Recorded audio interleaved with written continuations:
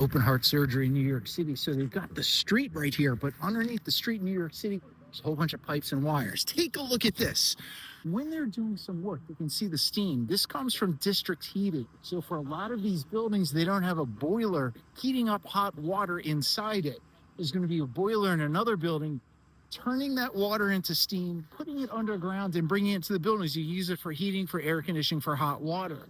And when you're doing work, you got to make sure that the steam from underground, if you're opening anything, doesn't cause any car accidents. So you have these Dr. Seuss hats in the street that's going to move the steam up so that it's not going to cause fog on the street and cause accidents. Now, if we look down here, you can see a whole bunch of wiring.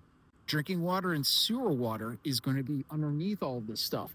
But if you're going to put in some electric wires, if you're going to put in some fiber optics for these office buildings right here, you're going to run it through these pipes. You can see the pipes over here that they've got set up. And then there's some more over here where you can see all of the piping that they've got set up here. There's a whole lot of work.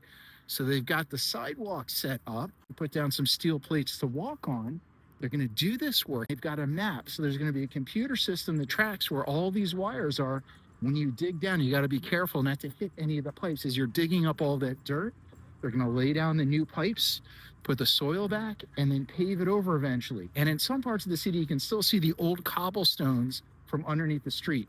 Now, this part of New York City is actually landfill. So if you go back, the Hudson River used to be over there. And eventually, over time, all this stuff was kind of landfilled in New York City. So I'm standing in what used to be the Hudson River. It goes all the way over a couple more blocks. There's homes and stuff all over there, which is really pretty cool. So all of the wires in New York City is a little different than the suburbs. In the suburbs, you're going to have telephone poles up in the air. You're going to hang everything. You might have some water pipes and some sewer pipes underground.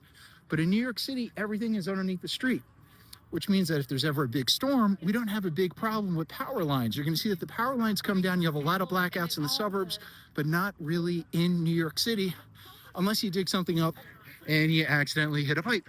So that's what's underneath the streets in New York City. It's cool.